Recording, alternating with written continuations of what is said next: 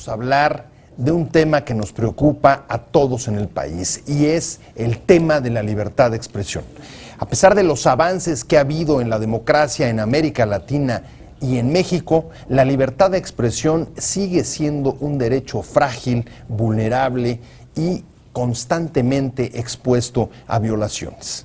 En el caso mexicano, por ejemplo, en los últimos años se han generado importantes reformas constitucionales, por ejemplo, en materia de derechos humanos, en acceso a la información y en leyes para la protección de periodistas, pero esto no ha impedido que México siga siendo uno de los países donde es más peligroso el ejercicio periodístico. ¿Qué ha fallado? ¿Qué ha faltado? ¿Y de qué manera esto impacta, digamos, al desencanto democrático que se recoge en la percepción de los ciudadanos de los distintos países de la región? De este tema vamos a hablar hoy, pero antes acompáñeme rápidamente a ver este pequeño reportaje que ofrece algunas de las claves del debate. A pesar del avance de la democracia en América Latina y México, la libertad de expresión y de prensa como derechos humanos fundamentales tienen importantes riesgos y desafíos aquí y en toda la región. La violencia contra medios y periodistas han convertido a México en uno de los países más peligrosos para el trabajo de prensa por la actividad del crimen organizado, principalmente en los estados. Pero las fuentes de riesgo incluyen también a caciques y poderes locales, que con frecuencia actúan en complicidad con el narco, así como también las agresiones en conflictos y protestas sociales. México ha promulgado reformas constitucionales en derechos humanos y leyes de acceso a la información y protección de periodistas, pero hasta ahora no se han traducido en mayor respeto a las garantías fundamentales, seguridad para el trabajo de prensa, ni evitando que cada vez más ciudadanos optarían por una forma de gobierno autoritaria, según la última medición del Latino Barómetro.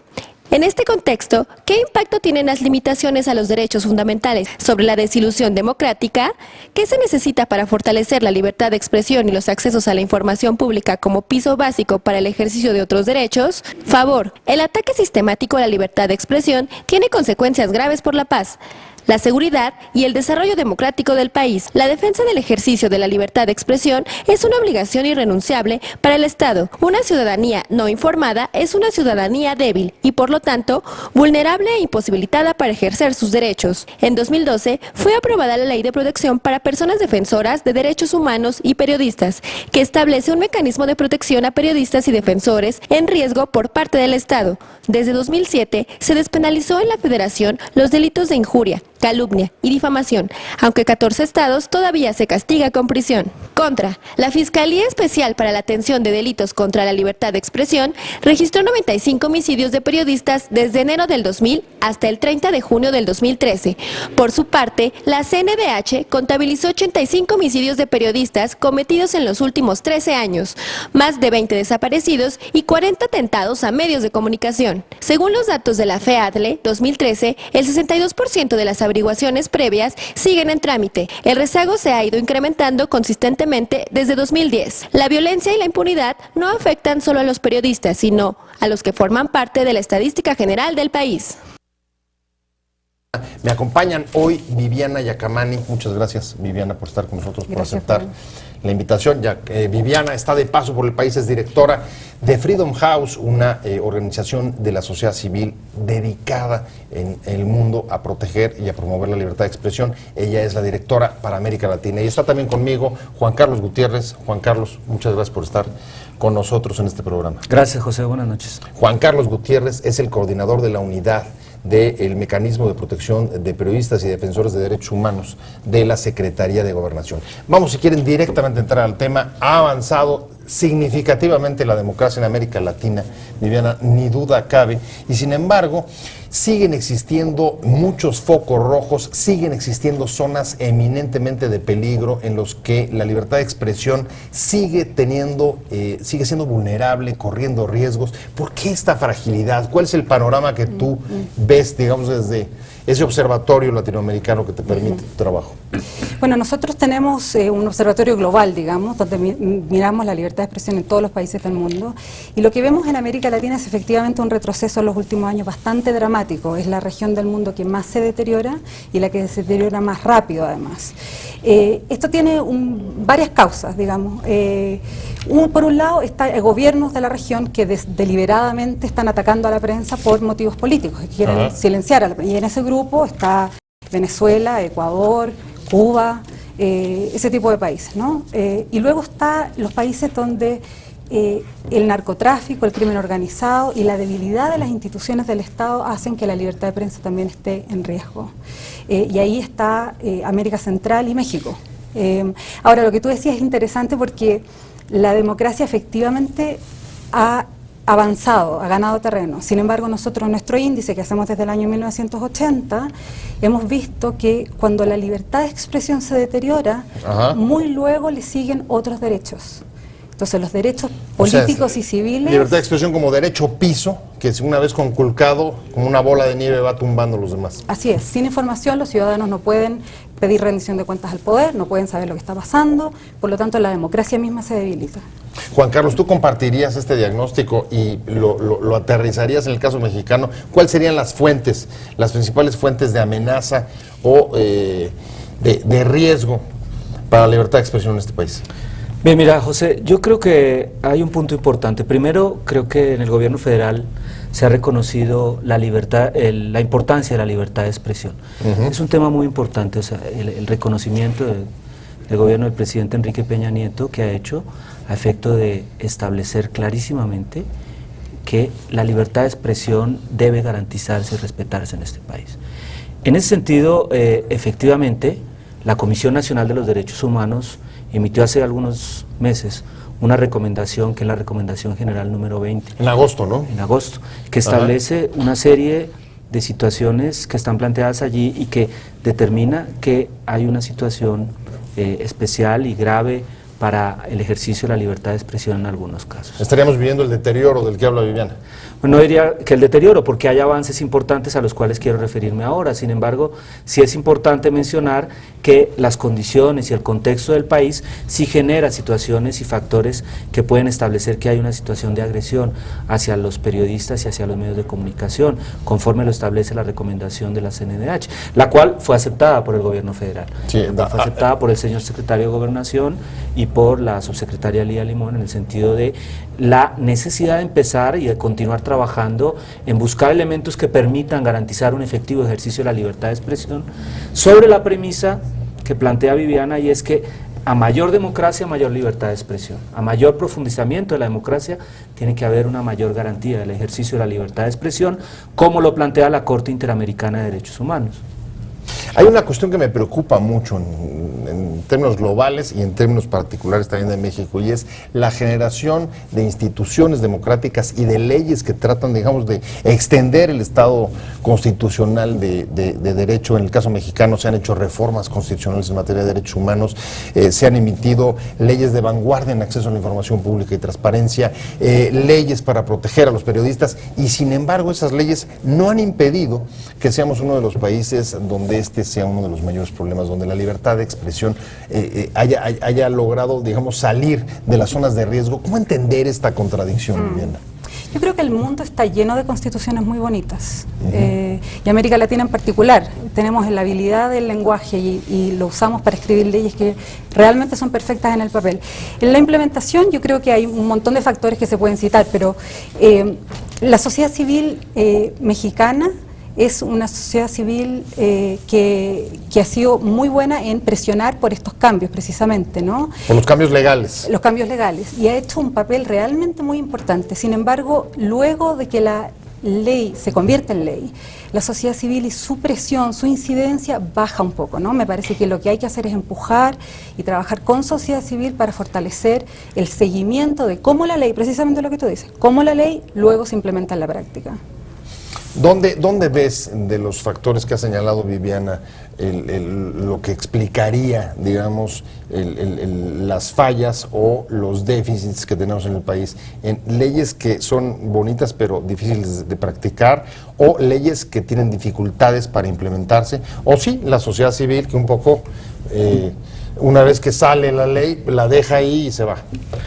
Mira, nosotros hemos analizado en el mecanismo de protección a defensores de derechos humanos que las agresiones a los periodistas no son de un solo actor, es decir, hay una multiplicidad de actores que agreden la libertad de expresión. El país está pasando por momentos complicados, por contextos donde hay una situación donde la delincuencia organizada agrede en gran proporción medios de comunicación o intentan plantear la línea informativa, intentan modificar la línea editorial del medio, lo cual es una gravísima afrenta a la situación de la libertad de expresión. Creo yo que ahí está planteado un elemento importante. Sin embargo, por ejemplo, las leyes relacionadas con la reforma al artículo 73 constitucional, que establecen la posibilidad de que la Federación asuma la investigación de estos hechos que se dan en contextos complicados, donde el Ministerio Público Local no tiene la autonomía o hay presiones hacia él para investigar de forma autónoma, es un avance importante. Efectivamente, la sociedad civil empuja los cambios y el Estado está en la obligación de actuar. De estos tres factores, ¿cuáles verías tú como en orden de importancia a los que más se tendrían que trabajar? Mira, hemos venido Tener planteando leyes en el mecanismo federal y es un tema muy importante es la impunidad. Se tiene que avanzar efectivamente en la investigación adecuada de los delitos contra la libertad de expresión. De nada nos sirve la protección como venimos haciendo. Hemos protegido, tenemos en este momento 46 casos de periodistas a los cuales les tenemos medidas de protección suficientes. Sin embargo, hemos venido insistiendo y así estamos conscientes de que debe avanzarse en la investigación de las agresiones a periodistas y defensores de derechos humanos también. Si no hay una investigación adecuada, sí es muy difícil garantizar la protección y debe enviarse un mensaje de Estado en el sentido de que cualquier agresión a la libertad de expresión es grave y es una afrenta al Estado democrático mexicano. La impunidad, Viviana, es lo que tú crees podría ser lo que explique por qué la sociedad civil no le da seguimiento a estas causas. Sí, en parte. Yo creo que el nivel de impunidad en México es escandaloso. Totalmente. Llega al 98, 99%. En el mundo es una cosa realmente, comparativamente, es muy escandaloso. Y evidentemente eso hace que sea difícil para la gente que quiere comprometerse con estos temas, dar el paso, ¿no? Hay que vencer un montón de barreras para poder decir, bueno, ya, yo voy a hacerlo, aunque... Con mucha resistencia, tenacidad. Así es, sí. De 98%, es un nivel en el que la FEADLE... Primero creo que es importante reconocer que... No, pero perdón, se refería a impunidad en general, ¿no? No en general, no respecto a agresiones a periodistas. Porque creo que el tema, ahí es importante reconocer algo. Hay que reconocer que hay un problema y hay que reconocer que las agresiones son multifactoriales. Es importante también plantear algo. Hay organizaciones muy serias como Freedom House, como Artículo 19 o instituciones como la CNDH que tienen diagnósticos disímiles. Y es muy importante reconocer en el sentido que hay un factor común y es que se requiere investigar adecuadamente las agresiones a los periodistas. Es un planteamiento que se ha hecho desde la Secretaría de Gobernación y desde el mecanismo. También es importante que las entidades federativas, los estados, asuman, como lo han venido haciendo en muchos casos, una corresponsabilidad en la protección a los periodistas. Una agresión a un periodista a nivel estatal también debe ser atendido por el gobierno federal y por eso el mecanismo de protección a defensores es importante. Pues diversas fuentes de agresión, crimen organizado, poderes locales, caciques, pero hay otras y más o menos está documentado, las amenazas, la mayoría proviene del narcotráfico y crimen organizado, pero también de poderes locales, también de caciques, gobiernos estatales, incluso municipales. Pero en el continente en los últimos años ha ido creciendo, Viviana, un mayor nivel de conflictividad social y de protesta, y dentro de esos conflictos callejeros, protestas en las calles, cada vez es más común el que los periodistas sean agredidos cuando están trabajando. ¿Cómo ves este asunto? Es bastante delicado, pero déjame hacer una pequeña introducción ahí, que el tema de la protesta en sí misma es un derecho que se confunde a veces con el derecho de la libertad de expresión, y es otro, es el derecho de reunión y asamblea, que es un derecho relativamente nuevo, que se ha trabajado poco, pero que implica que todos los ciudadanos tenemos el derecho de manifestarnos. O sea, existe el derecho a la protesta, la Declaración Universal de Derechos Humanos, ni más ni menos. Y efectivamente lo que sucede es que los gobiernos se ponen nerviosos. Digamos, a los gobiernos no les gusta la calle. Y entonces cuando sucede eso es que hay represión, y hay represión contra los que están protestando, represión legítima contra los elementos violentos dentro de una protesta, que normalmente hay infiltrados y ese tipo de cosas, pero también contra los periodistas, como tú bien dices. Y ahí es bien delicado porque han habido incluso en países, en Chile, en Colombia, han habido proyectos de ley para endurecer las sanciones. En vez de garantizar derechos, se endurecen las sanciones, por ejemplo, con la prerrogativa policial de quitarle los equipos a los periodistas para usarlos como evidencia. Esos son violaciones, evidentemente, a la libertad de expresión, y yo me parece que hay que estar bastante alerta con eso. O sea, desde tu punto de vista, lo que habría en esos casos es, digamos, derechos en pugna, en conflicto, el derecho de reunión y el derecho de libertad de expresión, que son los que estarían portando los periodistas trabajando en las marchas. No deberían ser contradictorios. Sin embargo, se aparentan ser, o se utilizan, los gobiernos utilizan la idea de que son opuestos, ¿no? Pero deberían poder garantizarse los dos al mismo tiempo. ¿Cómo enfrentar esta nueva problemática, Juan Carlos? A ver, mira, yo creo que hay un punto importante. El derecho a asociación es parte, comparto con Viviana, y el derecho a la manifestación es un derecho constitucional. Primer tema. Segundo tema, es muy importante garantizar que esto se dé dentro de los canales legales y democráticos. Es un punto muy importante. Hoy la ciudadanía está en un proceso de hartazgo también respecto de la manifestación, a efectos de que se pueda controlar o establecer ciertos canales democráticos que permitan la libertad de expresión y el ejercicio de la protesta. Tercero, se han dado en México situaciones muy especiales, y es que manifestantes han agredido también medios de comunicación, y que manifestantes también han agredido periodistas. Entonces evidentemente también ha habido una agresión hacia periodistas que están cubriendo manifestaciones por parte de fuerzas policiales. ¿Qué nos plantea esto? Un debate inicial, y es que requerimos protocolos adecuados para garantizar el trabajo del cubrimiento de los periodistas en el marco de las manifestaciones. Necesitamos capacitar a los policías y a las fuerzas policiales en el cubrimiento, y además necesitamos garantizar el uso legítimo de la fuerza, es decir, que ante una agresión la policía pueda actuar adecuadamente y contener. Vimos algunos elementos positivos recientemente. El desalojo del Zócalo quizás es un ejemplo en donde se actuó de forma legítima. ¿De la gente te refieres? Sí, la Policía Federal entró de forma aplicando los protocolos de uso de la fuerza, no hubo agresiones en ese sentido a los medios de comunicación, se permitió el cubrimiento. Entonces hay un avance allí. Sin embargo, también hay retrocesos que hemos visto recientemente. Un reto importante, protocolos de cubrimiento de este tipo de situaciones y uso legítimo de la fuerza. ¿Es suficiente los protocolos y legitimar el uso de la fuerza para, digamos, conjurar esta amenaza? No son suficientes, pero ayudan bastante. En los países donde hay algunos protocolos incipientes de trabajo en protestas, efectivamente se logra una protesta más tranquila. O las violaciones de derechos humanos son documentadas o son más claras, ¿no? Pero evidentemente hace falta, igual que para todos estos temas, hace falta un cambio generacional, un cambio cultural, donde los derechos sean respetados, donde el tener derechos sea más importante que otras cosas, ¿no? Que el orden público, por ejemplo.